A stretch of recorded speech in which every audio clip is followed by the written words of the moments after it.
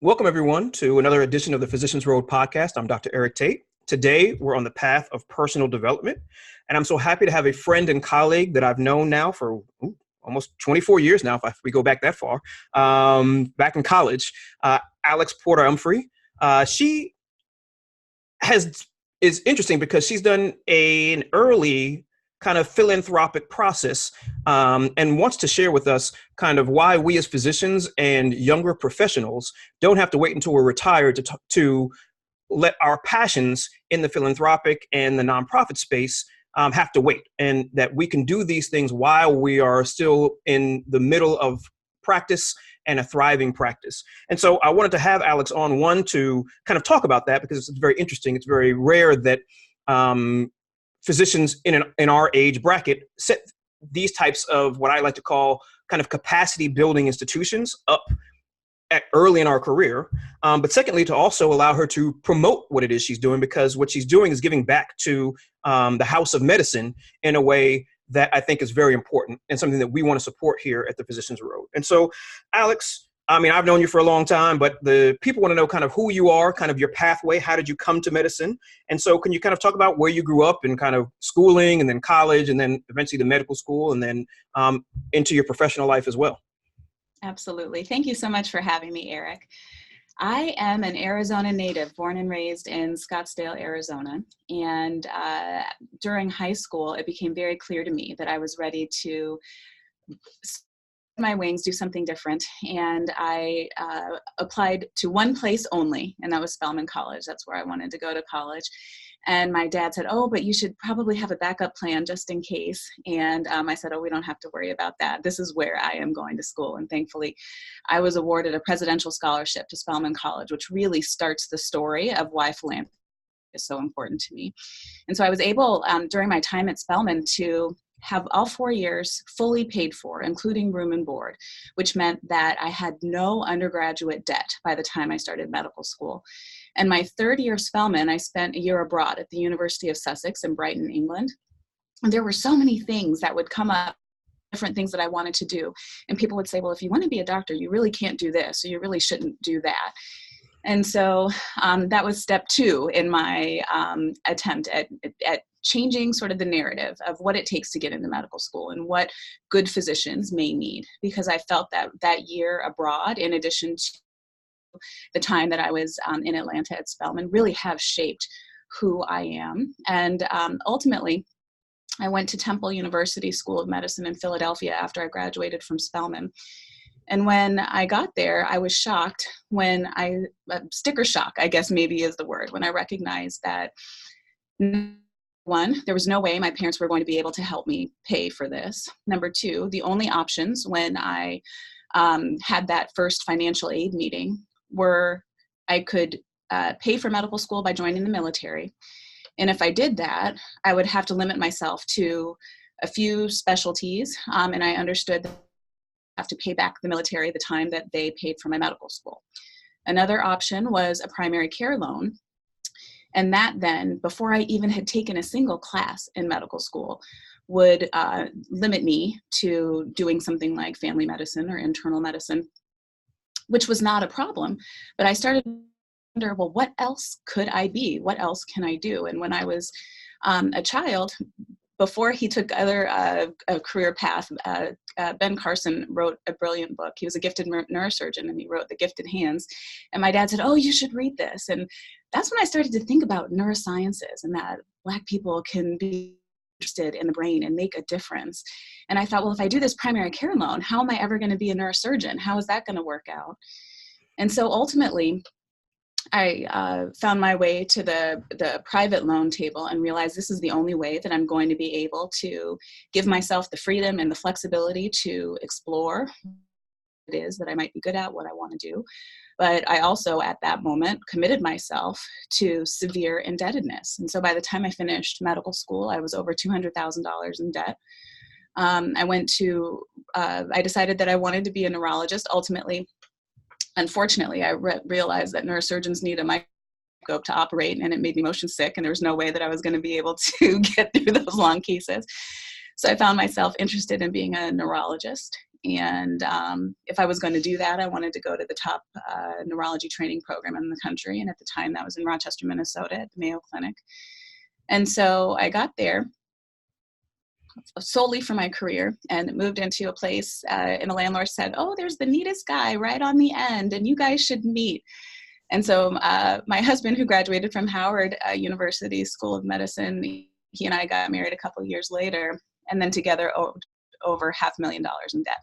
And so ultimately, we had to figure out, how are we going to get this sorted out? Here we are, young, wanting to do all the things that young people do, especially after they're graduating from residency. We wanted to buy a house and all of that. Yet we owed the equivalent of what would be a mortgage on a very nice house just in medical school loans. And so all of that ultimately is what led to us talking today about Elevate Med. But I practice in Scottsdale, Arizona. I'm a neuro-oncologist here at Mayo Clinic, meaning that I treat patients with primary brain cancers as well as neurologic complications from their primary cancers and systemic therapies. Got it. And so did you do oncology as well, or is this just a subset of neurology?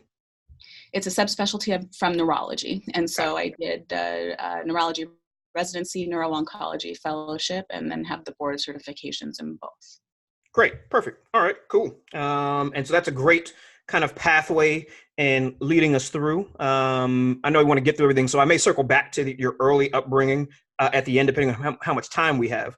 And so you talked about kind of your time at Spelman, your time abroad, really crystallizing for you kind of philanthropy and in your mind. Talk about that a little bit. How did it crystallize for you, and how did you end up coming to create Elevate Med? Yeah.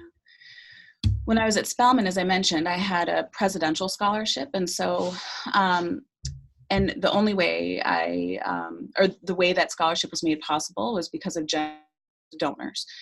And so when I was at Spelman, having grown up in Scottsdale, Arizona, I had taken on this label in my high school. Although it was a large high school, there was probably only 10 or so Black students. So I was always the smart Black girl. And then when I got to Spelman, I was surrounded by smart Black girls. So then I had to figure out, well, who is Alyx? How am I different? And I was able to, how am I unique? And what is my purpose in that uniqueness? And that's really what solidified for me during my time at Spelman. And then when I went to England for the first time, I wasn't just a Black girl, I was an American. And that's what made me different. It wasn't necessarily a racial thing. It was almost a citizenship thing. And recognize that in some ways, in a lot of ways, right, we're all in this together, but the things that, the way that humans want to divide and classify is all very interesting and unique. And then having had that experience, going back to Spelman and then off to North Philadelphia at Temple University, which is a very diverse medical school, I recognize that there are some supports that medical students from underrepresented backgrounds need in order to be successful.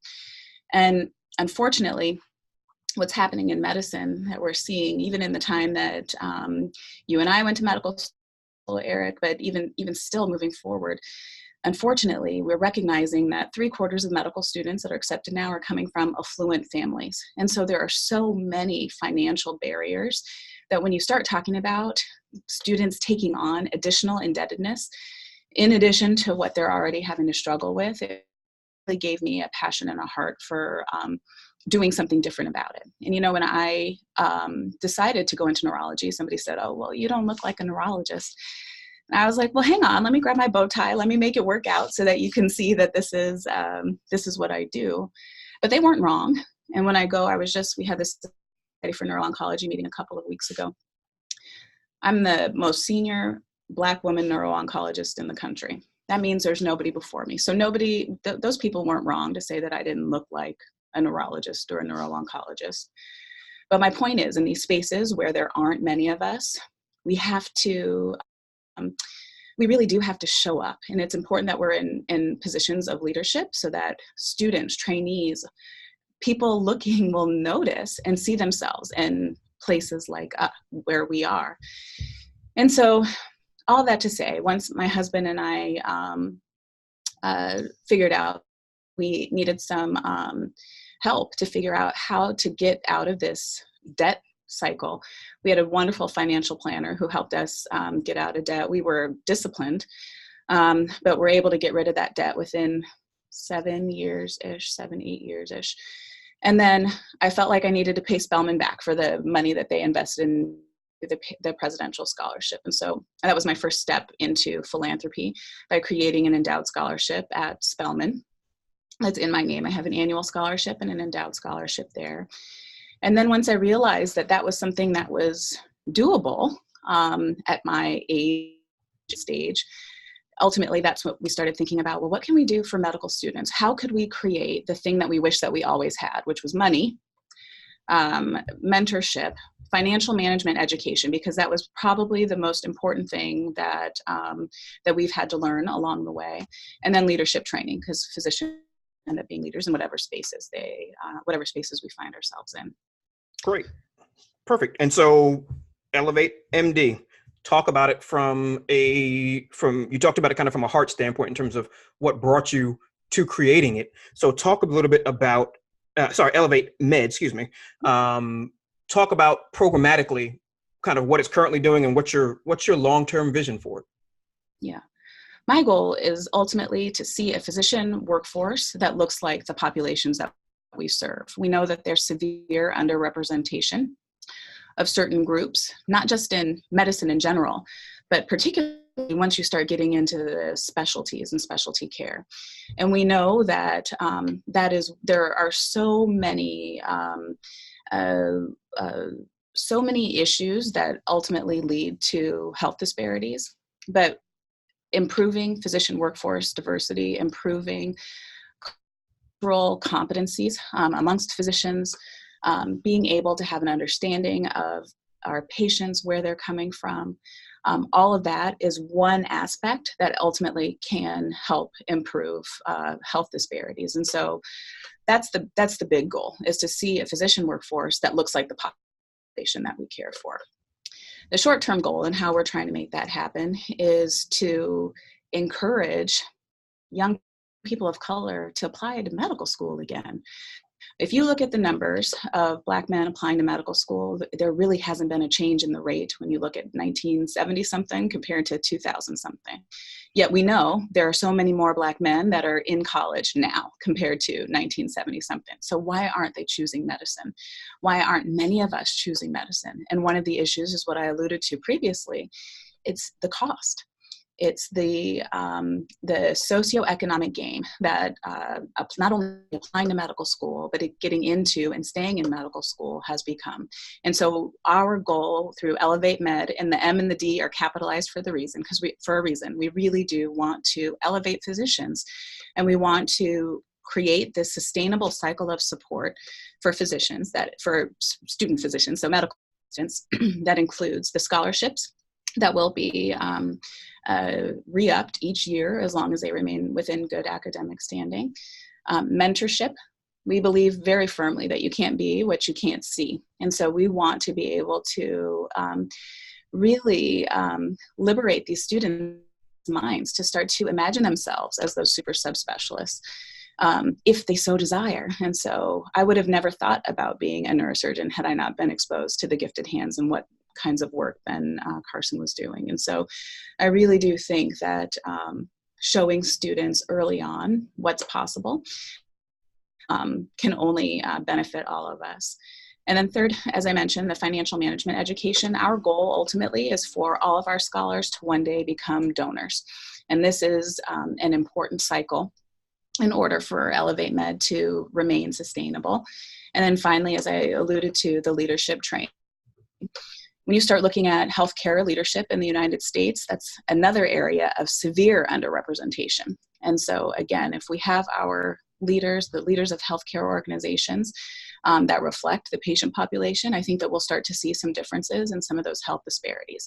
So not just at the top when we're talking about, the CEOs of healthcare organizations like Mayo Clinic is a physician-run organization, but also just in our local practices, because physicians really are leaders. And so I believe that that's an important aspect of the comprehensive scholars program that we're creating.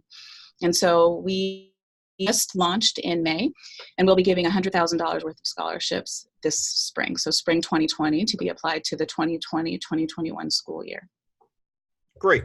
Now let's go tactical. So someone who's listening who has a passion, let's say, in something else, talk about the process of one. Let's talk about back at Spelman doing an endowed scholarship back at your alma mater. This is something that many people, I think, want to do.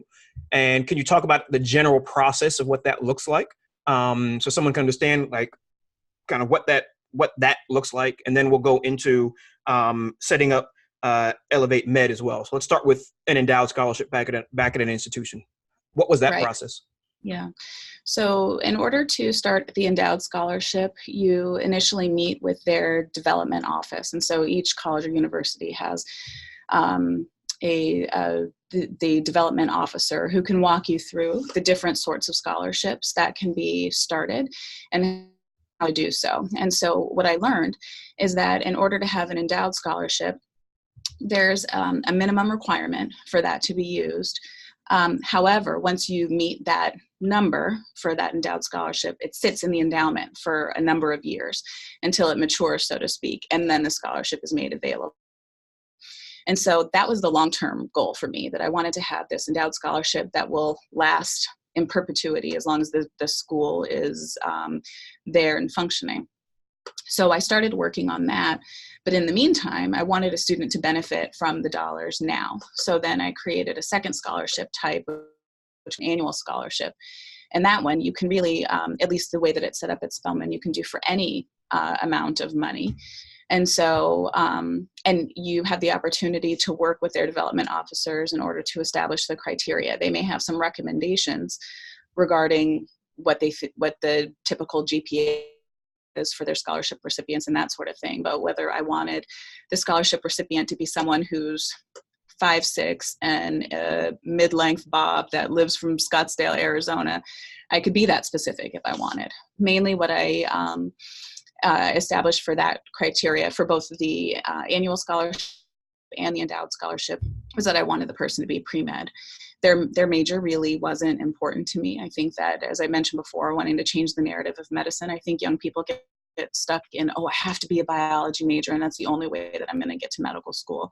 Yet they may have additional passions. And so I really wanted to help reiterate that the arts are important. I believe that being an English major at Spelman College helps me in everything that I do. And so as long as the person was pre-med, I was fully supportive of it. They had an arts major and, you know, that still the pre-med requirements. And so those are the two scholarships that are available at Spelman. As I mentioned, the endowed scholarship has to sit for a number of years. I think the number might be 5. And so, but every institution is a bit different. So you would have to look into your local alma mater to find out what their requirements are. The base, the minimum for an endowed scholarship at Spelman College is $50,000. And so that may be different at different institutions as well. Got it. Yeah, because I think at Morehouse, I think it's 100,000 for that, because we had to do one for in the name of somebody who had passed away. So do they administer the scholarship for you, or do students apply to you, and then how does that process work? At Spelman, they they'll provide you with a list of, you can be as involved or as uninvolved as you would like. What I've asked is for them to show me sort of the top students, and then I help make a decision from there. And so initially for the annual scholarship, that was awarded to a woman, a Spelman woman who at the end of her freshman year. So she is now a senior. And so I won't have the opportunity again to select the next scholar until the next school year. Got it. And so is it where they're writing essays, they're submitting resumes, just yes, from a nuts and bolts standpoint in terms of how you set it up? Yeah, so what I've set up there is just a statement. I assume that everything is fine with their GPA. And really, and that's something that is my own personal bugaboo, because for me, it's not always about the numbers. It's more about the person. And so a statement is the main thing, and a letter of support. Got it. All right, perfect. And so for those listening who want to do something like that, you just have to check with, I guess, institutional advancement, alumni giving. Each institution is going to have their own donor process, but there is a donor process. And so you don't need an extraordinary amount of money to begin the process. And oftentimes you can fund it over a certain amount of years. So you don't have to drop 50,000, 100,000 at one time. You can fund it over years, and then it becomes an endowed scholarship as well. So let's talk about kind of Elevate Med and that process of setting that up. Can you kind of walk people through what that looks like? Absolutely. And one of the things that I wanted to mention is that what I learned from our financial advisor when we were working so hard to get out of debt is just keep the same lifestyle. Don't go for broke. Don't go for that, whatever you're seeing on TV with the married to medicine lifestyle and all of that. And so ultimately what we did after we were done paying loans, we put that same payment into the endowed scholarship. So it was never a switch. We just shifted from Sallie Mae to something that I actually wanted to pay, which was Spelman College. So really we didn't feel any shift in our own personal finances through doing that. And so once I realized that we had that money available to us to give and still could live our same lifestyle, I thought, what would it be like for us to not have to necessarily go through the middleman, which was Spelman College, but how could we create this for ourselves? And I had attended a leadership program through the American Academy of Neurology, and I was working with a career coach, and one of the questions she asked me is what I want my legacy to be, or if I had to write, this was a humbling experience, but if I had to write my obituary, what would I want it to say? What impact do I hope my life will have? And so I started thinking about all of the doors that had been opened for me along the way, and my hope is that I leave those doors even further open than they were for me. So ultimately, I wanted to create that thing that I wish we always had. And that's where the impetus for Elevate Med really came from. And so the first thing really was believing that I could, because I still have a full-time job. I have young children. And this really has taken a lot of work. But I heard someone say once that if you're doing what you love, you never work a day in your life. And somehow, because of the passion for the thing, somehow the energy has been there, the time has been there, and the support has just been incredible. So it started with believing that I could. Second, I was concerned that maybe I didn't have all of the education that I needed. So then I tried to pause it, and I said, oh, well, maybe I need to go and get a master's degree in nonprofit development, or maybe I need to do something like that. Eric's shaking his head, and he's exactly right. I had, as a physician, you have all the education you need to do this sort of thing. So the internet is a wonderful resource. And I actually met a young lady who graduated from Spelman who happened to have a master's degree in nonprofit organization. And I asked her, what do I need to do in order to get this thing done? And so I went down to the Arizona Corporation Commission, where you have to file articles of incorporation. In order to do that, you have to have at least 4 board members. So you need a chair or president of the board, a vice chair, a secretary, treasurer, and then you need a statutory agent. And as long as you have those individuals named, as well as a mission in regards to the sort of work that you're going to be doing, that's really what's required for the articles of incorporation. And then that was accepted by the Arizona Corporation Commission, and then ultimately we were granted 501c3 status in April. So all of this started, we started filing paperwork right around end of October 2018.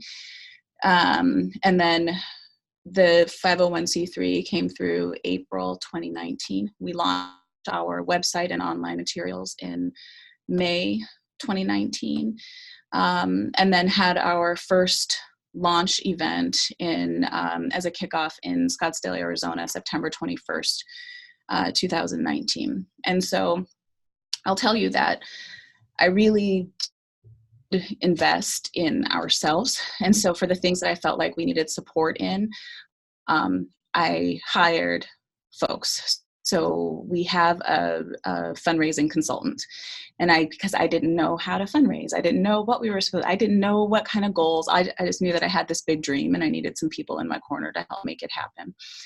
And so I couldn't have been more thrilled that we reached our 12-month fundraising goal within the first 5 months. And so I said, oh, wait a minute, like this thing is going to work out. And so it's those wins along the way that give you energy to propel you for the next thing. Because sometimes if you start with this big dream, the dream can be so big that it starts to sort of implode on you. But I think just the little steps along the way, and then investing in people to help. I have an administrative assistant now because tax letters are real and you have to send that stuff out by the end of the year. And I needed some help doing that. And so I see those pieces as investment in ourselves and in order to make this dream a success.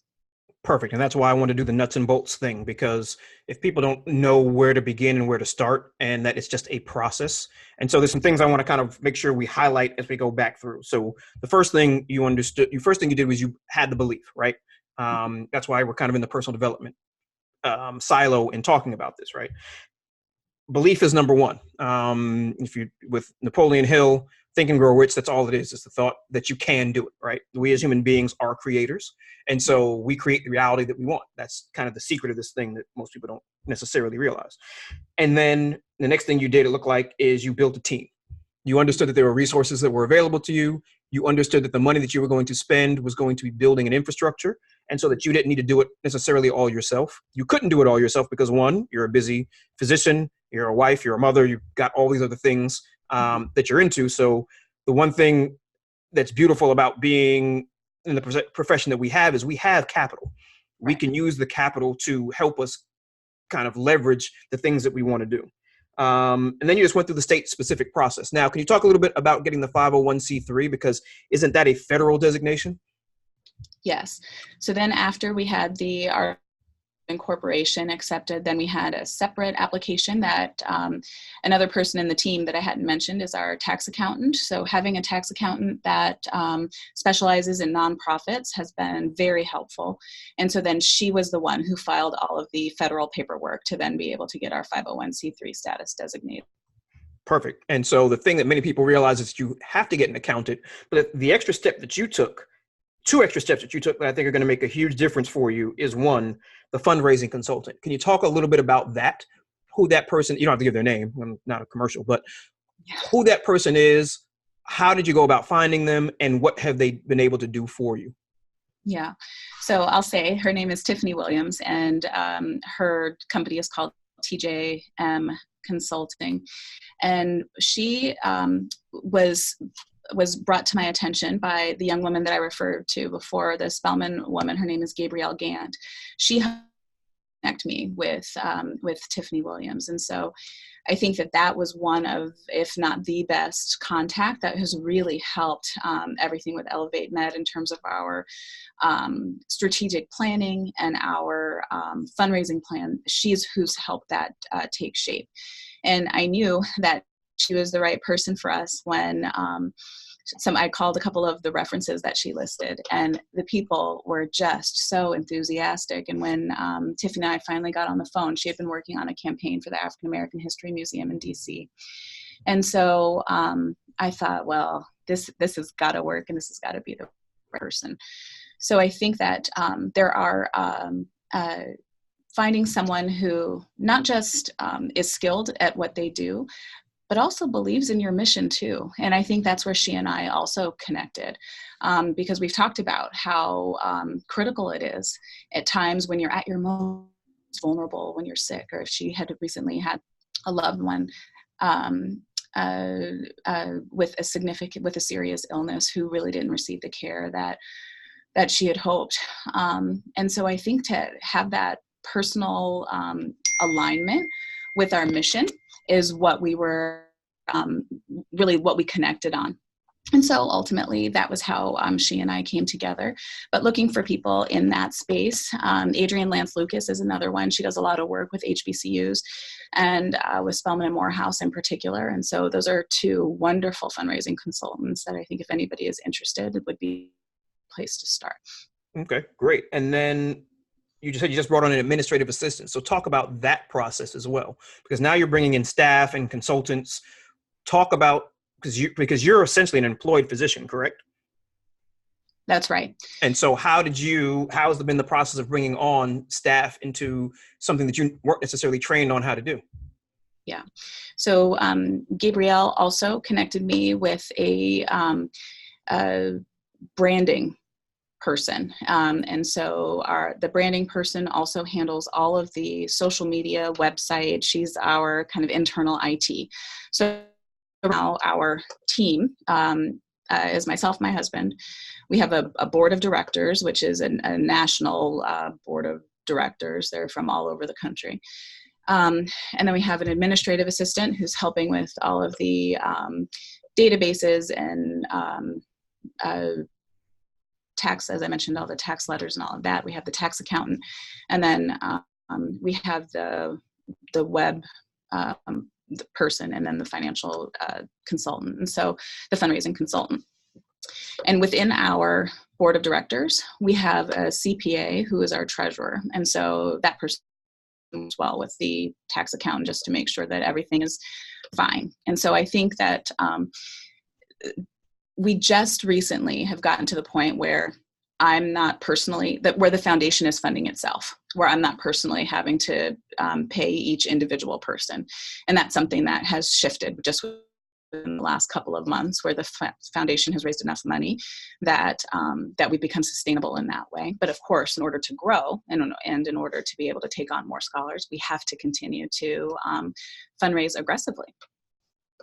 Got it. And so someone listening that sounds a lot in terms of putting pieces in place, but how much of that are you personally overseeing versus how much of that did you pick the people and allow them to do what it is that they do? Yeah, so I personally oversee all of it, and I have picked each person who works in the team. And there's times where you can see that some personalities work great together and some personalities don't work as well together, and some of that is trial and error. I think that some of those, what they refer to in medicine, those soft skills, that's really what I've had to use a lot of. This is not purely scientific. This is where the art of medicine, and where I'm starting to learn in business too, where some stuff you just have to feel and go with it, and you try, and if you see that it's not going in the way that you want, you have to shift and change course and be nimble in that way. Same thing as within our differential diagnoses. If you see that something doesn't seem like it's adding up, you have to shift and adjust. And so I've been fortunate that the path has been made relatively straight, where there have it's just, we've only been around for a few months now. But I think that we've got a really great, solid team where we can continue to grow. But I realize that my hope is that as we continue to grow, this is going to get to beyond what I personally can manage. And so down the road, we're hopefully going to be able to hire an executive director where I'll be the founder. But we have somebody who can manage more of the day-to-day, since I intend to continue with my day job too. Yeah. And so in how many hours a week would you say you're putting into this right now to get this launched and off the ground? Oh, a lot. I would say anywhere from probably around 20 hours a week would probably be, probably I would say at least 2 hours every day during the week, and then hours on weekends. And so some weeks are heavier than others. We're entering Giving Tuesday, which is tomorrow, and our end of year campaign, fundraising campaign. And so there's a lot more hours that's been spent now than maybe in October, let's say. So there's sort of ebbs and flows. Got it. But the building of this whole thing, which really has been sort of 18 months in the making, it takes a lot of time. Got it. And so that's good to let people have a clear understanding of, because you've gotten very far, very fast. I will say that this is not, your story is not a common story, but you also are not necessarily a common woman. So I would expect nothing less from you. So what I don't want people who are listening to do is to try to put necessarily the same amount of pressure on themselves to get all of this done as quickly as she has. This is not necessarily a common thing, but take the process and map out the process. What you will have noticed in this is that there was a plan in terms of people that needed to be in place that allowed her to rocket as fast as she has, to the point where it now is almost funding itself. Mm-hmm. That is not necessarily the norm, but it's usually not the norm because people do not put the correct team members in place to do this. And so if you listen to our podcast a lot, I talk about building a team and allowing the team to leverage your specific talents. Alyx has done that. And so hopefully this will be a model. Now, again, you're going to have to put the time in initially, but my suspicion is we're going to check in 2 years from now, and there's going to be an executive director in place, and Alyx is going to be going to board meetings, not doing the day-to-day. And so for those that are thinking about leaving a legacy that is beyond who you are, yes, there's going to be work up front, but if you build it correctly, it will not consume you in terms of it being a full-time job forever. Would you agree with that? Yeah, I definitely agree. And it goes back also to that passion, because it really has been a labor of love. And so I find myself with energy for it. And I'm grateful that my husband and I are aligned on this. And this is something that he feels strongly about too, because I can see if there wasn't alignment, that could be problematic for everything and everyone. So it's something that we're working on together. It's a project that we're working on together. It's something that our children are aware that we're doing. We, during the launch event, we brought them up for a little bit so that they could hear some of the speeches of why we exist. They could hear from a medical student about why what we're doing is so important. They got to have a little fun hearing the auctioneer talk really fast and all of that. But I'm hoping what we're showing them is that you can do a lot with what you have, and that we're fortunate with what we do, that we earn a nice salary to be able to give us some flexibilities. But you also have to be a good part of what it is that you have. And so we've talked about with them, like, how big of a house is big enough? How fast of a car is fast enough? What is it that we actually need? And so that way we have something to be able to give. And so we hope that we're starting to instill in them that spirit of philanthropy, because we recognize that's how we've been able to be so successful. Great. And so my last question is just kind of to tell the audience anything that I didn't ask you or anything you'd like to share to wrap us up. Yeah. So we are as I mentioned, although we're based in Phoenix, our intent is to be a national organization. And our goal is to have Elevate Med be as well known and sort of a household name as the United Negro College Fund.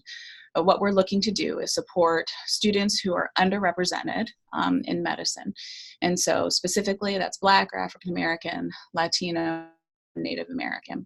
And so, and Hawaiian Pacific Islander, Alaska Native.